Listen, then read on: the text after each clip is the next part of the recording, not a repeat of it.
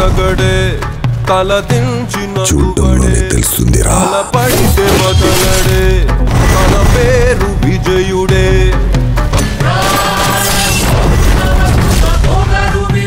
వాడిని కంటిన్యూస్గా వర్క్ చేస్తూనే ఉండండి రావయ్యా రాయ్ వెళ్ళేం చెప్పా తక్కువ కేసు వాపస్ తీసుకున్నాడు ప్రతిమాలాన్ సార్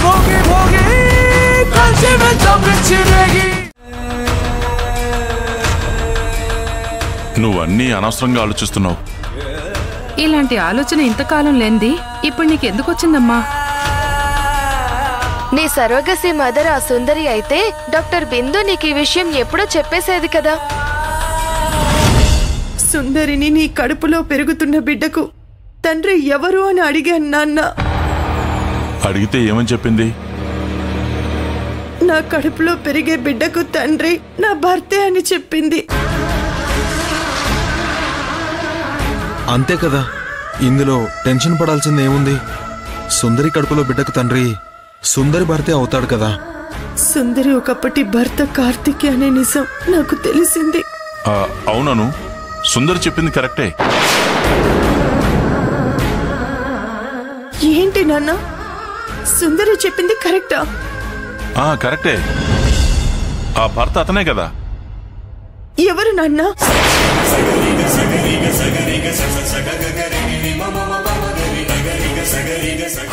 అదేనమ్మా, పేరు గుర్తుకు రావడం లేదు. శ్యామ్, సుందరి భర్త శ్యామే కదా.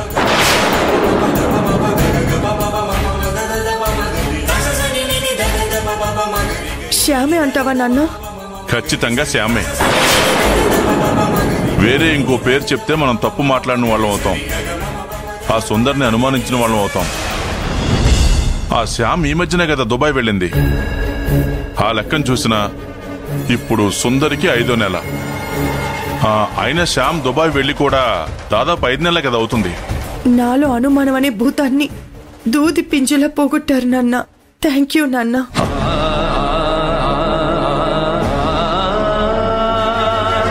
నీకు నాన్నుండగా దిగిలేందుకమ్మా. ఇంత అర్ధరాత్రి నువ్వు ఒక్కదానివి ఆలోచించుకుంటూ వచ్చావంటే నీ గుండె ధైర్యాన్ని మెచ్చుకోవాలి. ఆ కార్తీక్ ని తిట్టిపడేయాలి. మధ్యలో కార్తీక్ ఏం చేశాడు బావా? ఈ టైంలో అను మన ఇంటికి వచ్చిందంటే తప్ప కార్తీక్దే కదా. ఆ కార్తీక్ అనుని కళ్ళల్లో పెట్టుకుని చూసుకోవడం లేదని అర్థం అవుతుంది. అలా చూసుకునేవాడే అయితే ఈ టైంలో అనుని ఇక్కడికి రానిచ్చేవాడే కాదు. అవునా అన్న, అది నిజమే. ఉండు, కార్తీక్ ఫోన్ చేస్తే ఏం ఆన్సర్ ఇస్తాడో చూద్దాం.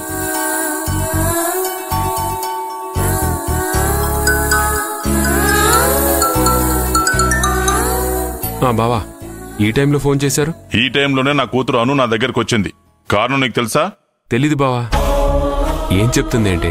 అర్ధరాత్రి పూట నీ అర్ధాంగి గడప దాటి వాళ్ళ తల్లిదండ్రుల గుమ్మానికి చేరే వరకు నీకు తెలీదు. నా కూతుర్ని చూసుకోవడం ఎలాగేనా? నువ్వు అర్జెంటుగా ఇంటికి రా. వస్తున్నాను బావా. ఎందుకు నాన్న కార్తిక్ మీద కోపడ్డారు? అతను భయపడతాడు. కోపడ్డం కాదు, నువ్వు ఈ టైంలో ఇంటికి వచ్చావంటే ఈ తండ్రికి ఎంత టెన్షన్ ఉంటుందో తెలుసా అమ్మా? ఎదురుగా ఉంటే వాడిని చంపేసేవాడిని. అయితే నా సరోగసి బేబీ ఎక్కడుందంటారు నాన్న?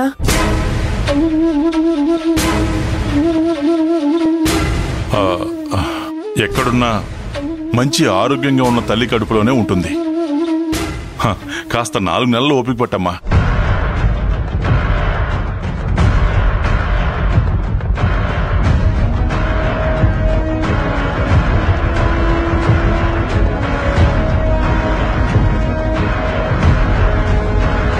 సారీ బావా, మీ కోపానికి అర్థం ఉంది. ఏదన్నా ఉంటే రేపు మాట్లాడుకుందాం. అను బేబీ, ఇంకాసేపు ఇక్కడ ఉన్నానంటే మీ నాన్నతో తిట్లు తిన్నట్టే. నేను తిట్లు తినకూడదంటే ఇప్పుడు నువ్వు నాతో పాటు వచ్చేయాలి. సరే కార్తిక్. నాన్న వెళ్ళొస్తాను. అమ్మ వెళ్ళొస్తాను. దివ్య బాయ్ బాయ్.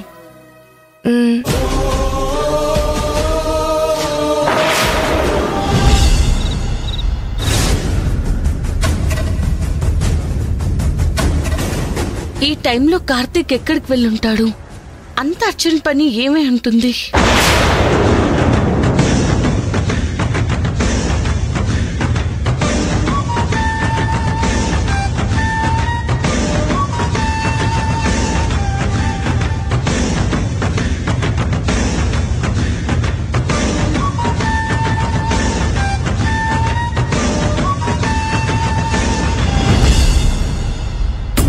సుందరికి మమ్మల్ని చూస్తుంటే ఏం అర్థం కావడం లేదనుకుంటాను. ఇప్పటి వరకు తను వెయిట్ చేసేది తను ఎక్కడికి వెళ్ళింది, కార్తిక్ ఎక్కడికి వెళ్ళాడు తెలుసుకోవాలని కుతూహలంతో ఉన్నట్టుంది.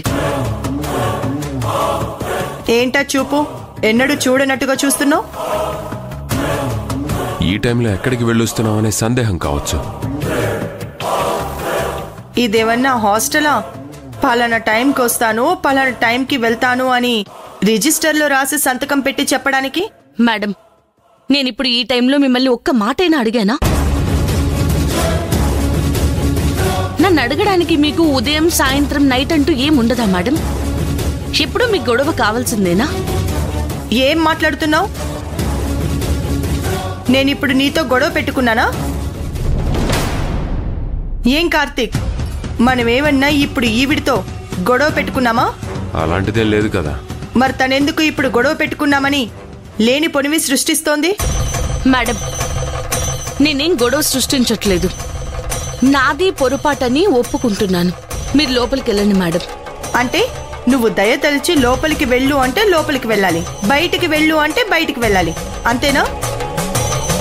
నేనేం మాట్లాడినా మీరు తప్పుగానే ఆలోచిస్తున్నారు. నువ్వు చాలా తెలివిందాని సుందరి. ఏం మాట్లాడినా మేము తప్పుగానే చూస్తున్నావు అంటే మేమంతా నీ మీద కక్ష కట్టావనా? నువ్వు నీ ఆలోచన విధానం కరెక్ట్ కాదు. ఫస్ట్ నీ మైండ్ సెట్ మార్చుకో. అయినా ఈ మధ్య ఈవిడికి మన గురించి ఆలోచించడమే పనిగా పెట్టుకుంది. మనం ఎక్కడికి వెళ్తున్నాం, ఎప్పుడు వస్తున్నామంటూ నిఘా పెట్టినట్టుంది. నిఘా నేనెందుకు పెడతాను? నాకేం అవసరం?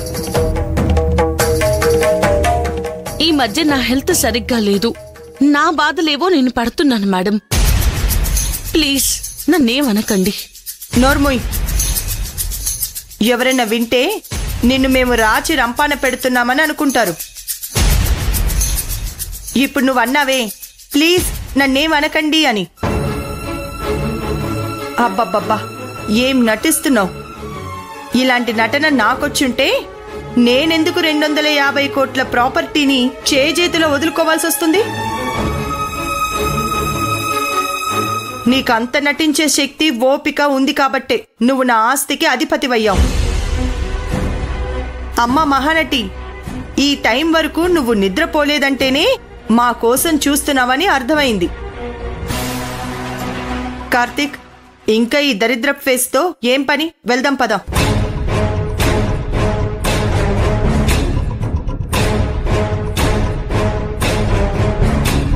ఎందుకు నా మీద ఎంత కక్ష? ఇంట్లో ఈ బాధ ఉంటే బయట మరో రగడ స్టార్ట్ అయింది. నా మీద బలవంతమైన కుట్ర భయంకరంగా జరుగుతుంది. ఇవన్నీ చేస్తున్న వాళ్ళెవరో కనుక్కోవాలి.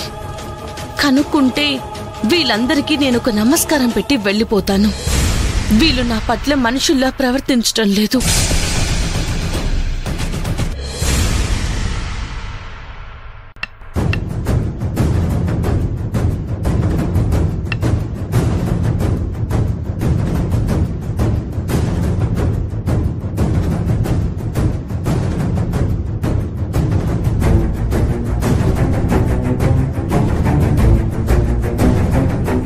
రే నర్సిగా చెప్పరా. చూడండి, మీరు జైలుకి వెళ్ళేటప్పుడు నా పేరు నర్సి. రియల్ ఎస్టేట్ లో బాగా సంపాదించాక నర్సి కాస్త నర్సింగ్ యాదవ్ గా పేరు మార్చుకున్నాను. ఇప్పుడు ఈ నర్సి ఒకప్పటి నర్సి కాదు, నర్సింగ్ యాదవ్. పొజిషన్ మారేసరికి పేరు కూడా మారిపోయిందంట. 2 ఆడి కార్లు, 4 అపార్ట్మెంట్లు, మెళ్ళో చైను, ఫింగర్స్ కి రింగ్స్, చేతిలో క్యాష్. ఇది నా పొజిషన్.